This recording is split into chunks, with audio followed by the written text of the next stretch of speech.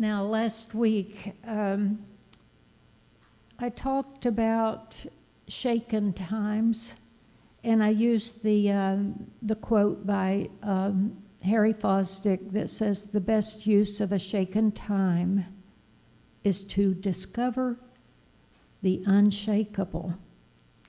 Now, he was actually a Protestant minister. He was very forward-thinking, and a lot of his writings are new to many people. I have read them before, but he believed in the power of thought and keeping our thoughts positive.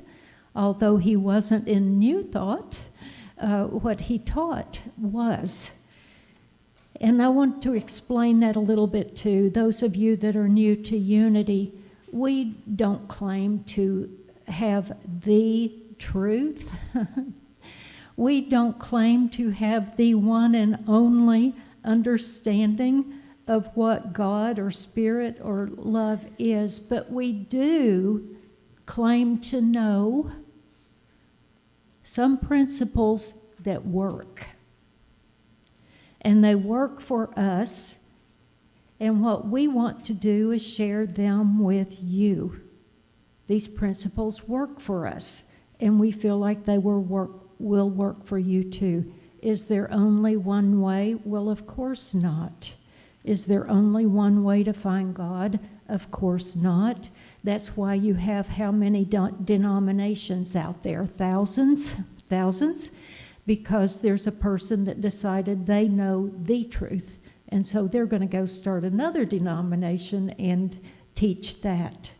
And so, no, we don't claim to know the one and only truth, but we do claim that we are open-minded, we're willing to learn, and we're willing to grow. And we believe in the power of kindness. We believe in the power of positive thinking. We believe in the power of prayer and meditation and contemplation, because that is the place in the quiet where you will find Spirit and you will find your connection to God. And we believe that it's also important to walk the talk. Because if you don't practice it, you won't ever have that foundation that we're talking about today, and that is we finding that unshakable, the God that we're looking for. So just a few tips. When you find yourself in a time where you're saying, why me? Why this? Why now? Many times when you're at a time of change or challenge, take the time you need, but don't stare at a closed door forever. Okay? As Mary Manning Morrissey says, if you're going through the desert, don't pitch a tent. Okay? The desert is no place to stay. It was okay for a while where you needed to rest and recover, but don't stay there. Dig deeply to unearth all the courage that you need. And how do you do that? First, you might have some doubt. And then if you will continually have the intention of building your faith,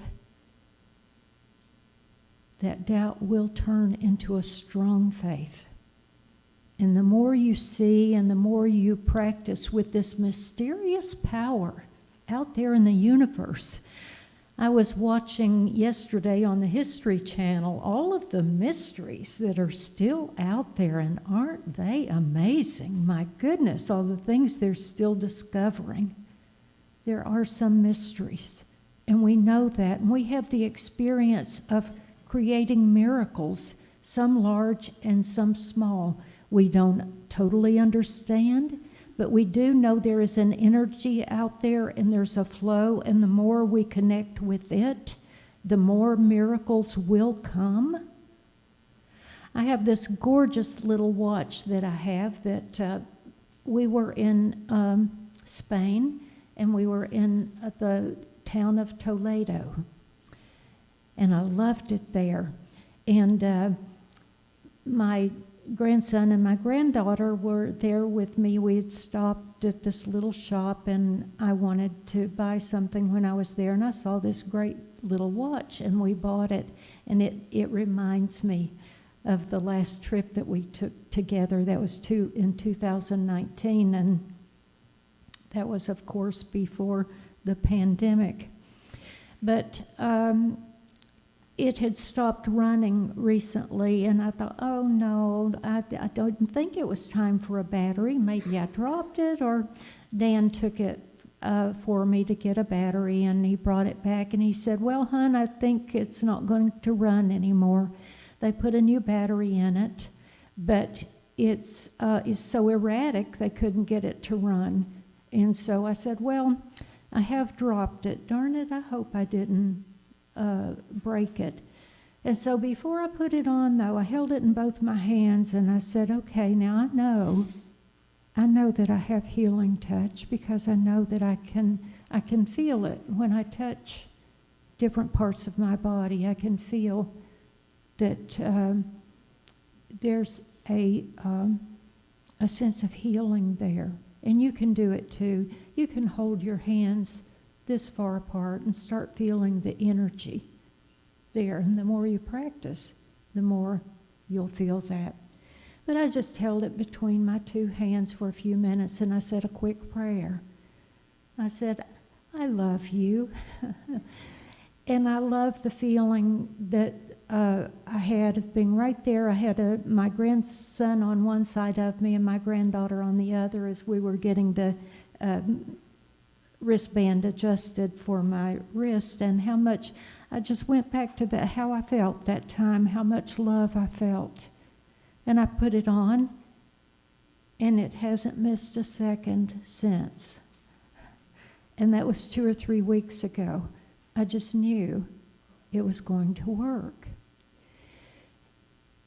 And that's what I want to tell you.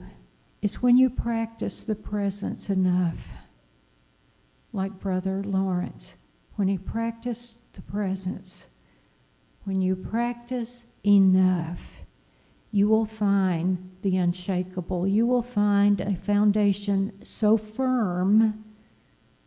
There's an old Baptist hymn, how firm a foundation, huh? Boy, I have found it in a place I didn't ever know that I would. I didn't even know unity or anything like that existed when I grew up in a Baptist church. I had no idea. I thought you were either Catholic or Protestant, and that was it. That's all I knew. That's what I knew.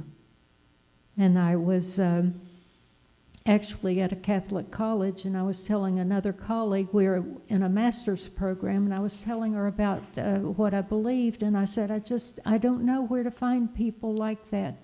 She said, well, have you ever heard of a unity church? I said, no, I didn't know anything like that existed. I really didn't. She said, well, you sound a lot like what they teach.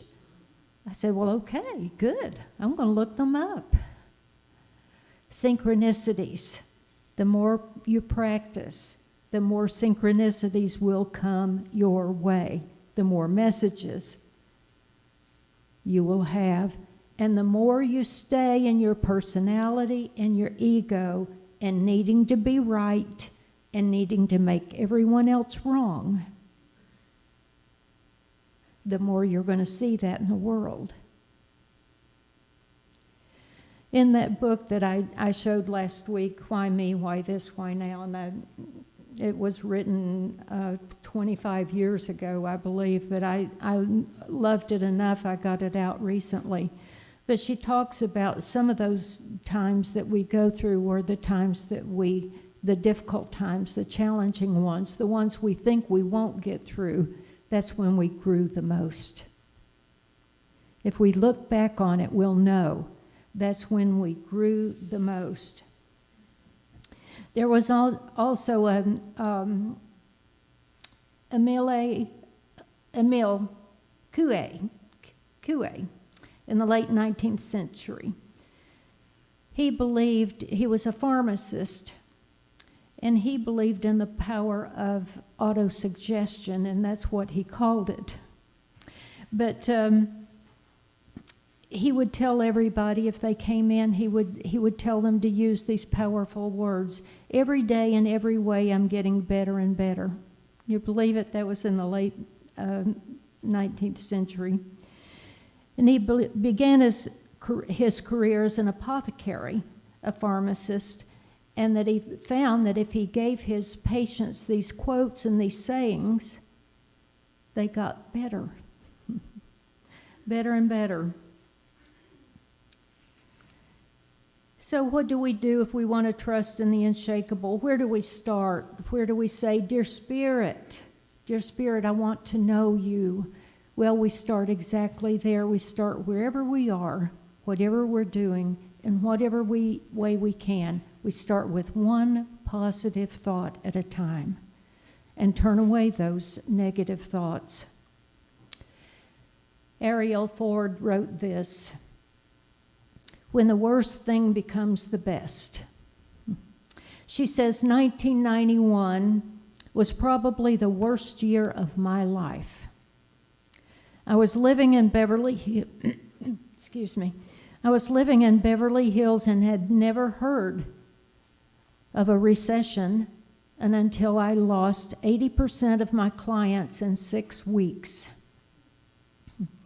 She said, my clients told me I was great, the best ever, but because of the recession, they could no longer afford me.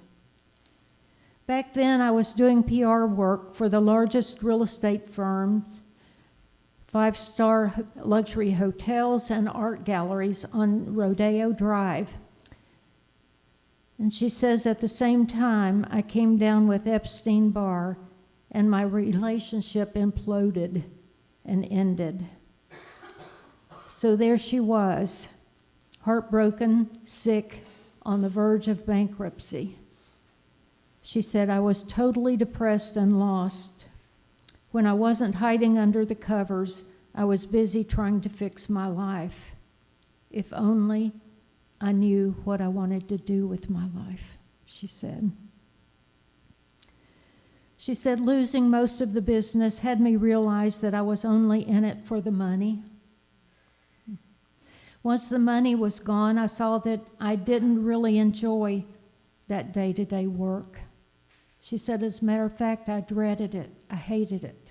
I hated going to work every day.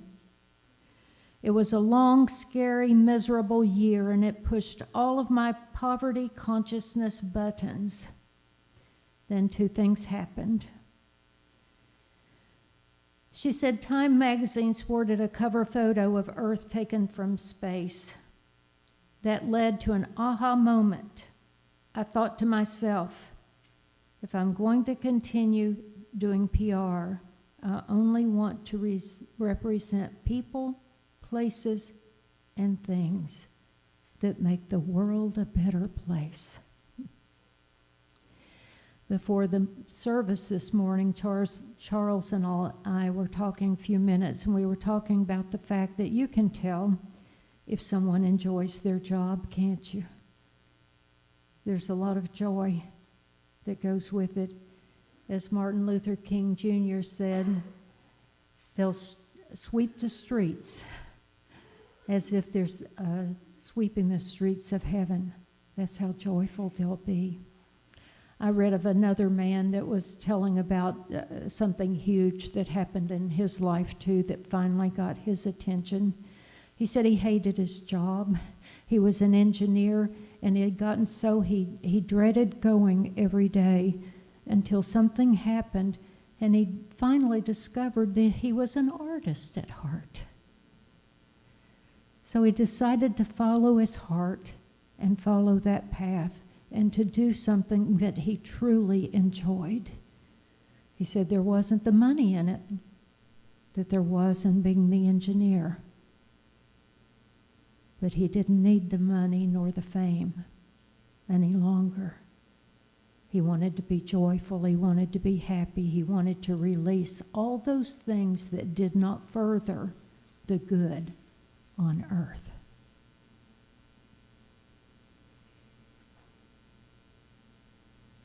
So I place my trust in God and good. We say every Sunday, with God as my instant, constant, and abundant supply, I have no fear. I have no worry. Every moment is a holy moment. In that moment, I may choose love or fear. Is my intention or action based upon the higher good? Will the higher good be served with whatever it is I want to do? Or is what I have in mind serving my personal ego, needs, or fears? The Serenity prayer it comes in pretty handy. God, grant me the serenity to accept the things I cannot change, courage to change the things I can, and the wisdom to know the difference. So we trust that foundation, this unshakable that we've talked about, God, Spirit, good. We allow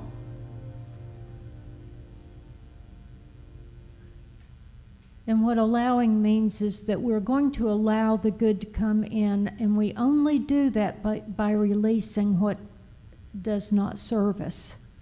And that may be a negative thought. It may be a belief that was passed on to you. It may be a belief that you inherited or developed. Either way. And then we allow the good to come in. Accept your situation. There's no good that comes from pretending something doesn't exist. I've heard that one criticism of the power of positive thinking is that sometimes people will think we're talking about pretending that a situation does not exist. No, we can't pretend that doesn't exist. It happened. Sometimes it's right in front of your face. Sometimes it's right on a written paper, a diagnosis, or whatever your doctor just told you. No, that is our reality right now. It may not be the ultimate reality, God or good, but it's what we're dealing with right now on this earth. It's what we're dealing with. So we walk the earth gracefully, but truthfully, by acknowledging and accepting whatever has occurred. I read something else this week, and you may have read it too, or have seen it on television or in the news. And that was about the young woman that was in, was she in France or Italy, several years ago, and she was imprisoned she was 20 years old, and she was there in a foreign country, and she was sentenced to 26 years for the death of her roommate. Unjustly, it was a kangaroo court. They really didn't give her any opportunity to defend herself. They had decided wrongly that she had killed this girl, her roommate, and she did not.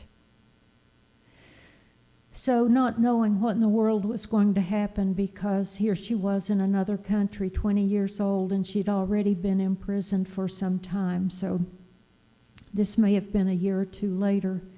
She said she had an epiphany, that all this time she'd been so busy fighting the charges, worrying, thinking about and grieving the death of her friend. That she was never in the moment, never really thinking about, can I be at peace in this moment? And she couldn't, because she was always worried about the next right step. She said actually it served a higher good, because she realized in that moment, after she was sentenced to a further 26 years in a foreign country, and it looked like there was absolutely no hope. Her parents had done everything they could to try to get a good defense for her, but it wasn't allowed.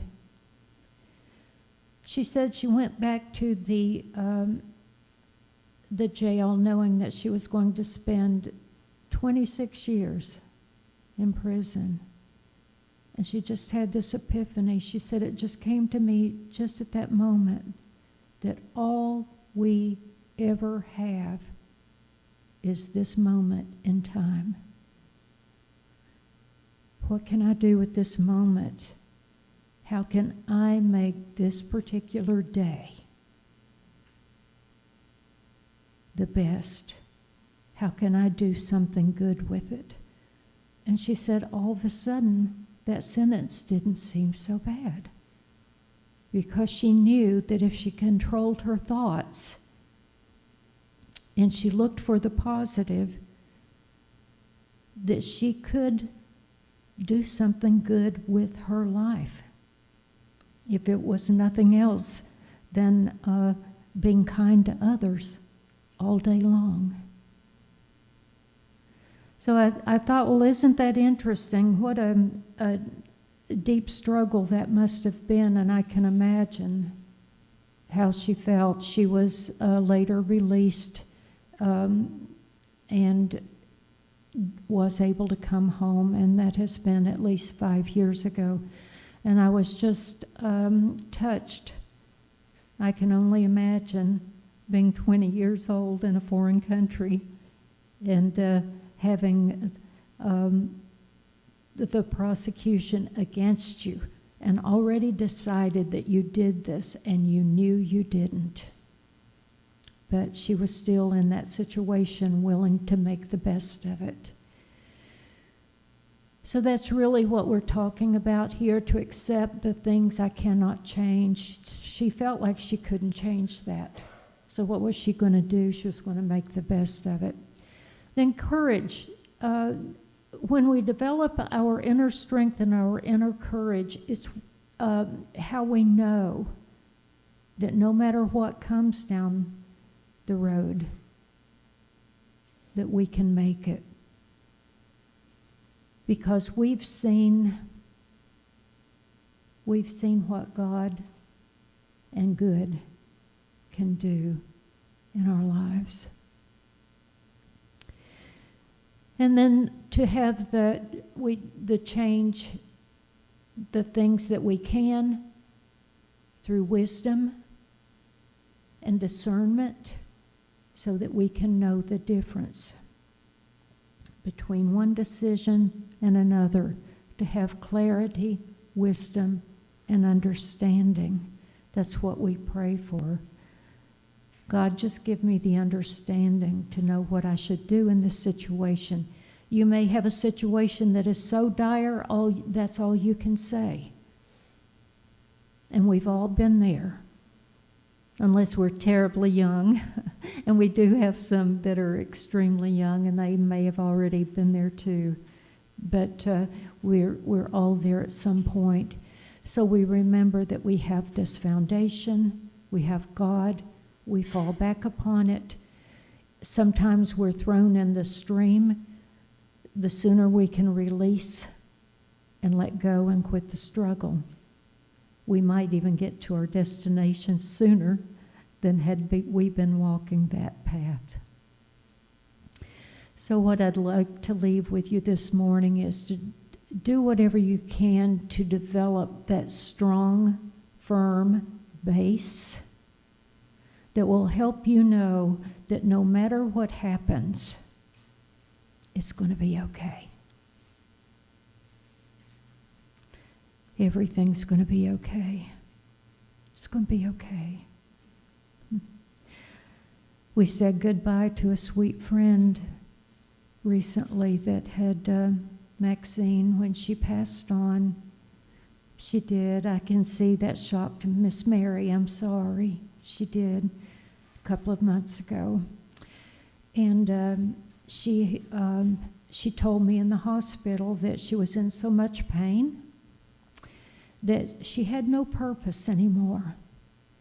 I prayed with her, and we claimed that God's will be done. She passed gracefully and pretty quickly, actually. And in my thoughts of her, I can only say, go running home, sweetheart. And I do see her doing that, and that's what happens with all of us. There was a student of the Master Lao Tse, and he came to him and he said, Master, tell me, I sat by my grandmother's bed and she suffered so before she passed on. Why do people have to die? And the Master said, nothing comes before its time. So I just want to leave you with that this morning. We all tend to think sometimes that this shouldn't be. We argue with what is. And the sooner we can relax and let go and accept, but also understand that prayer works. Love works wonders.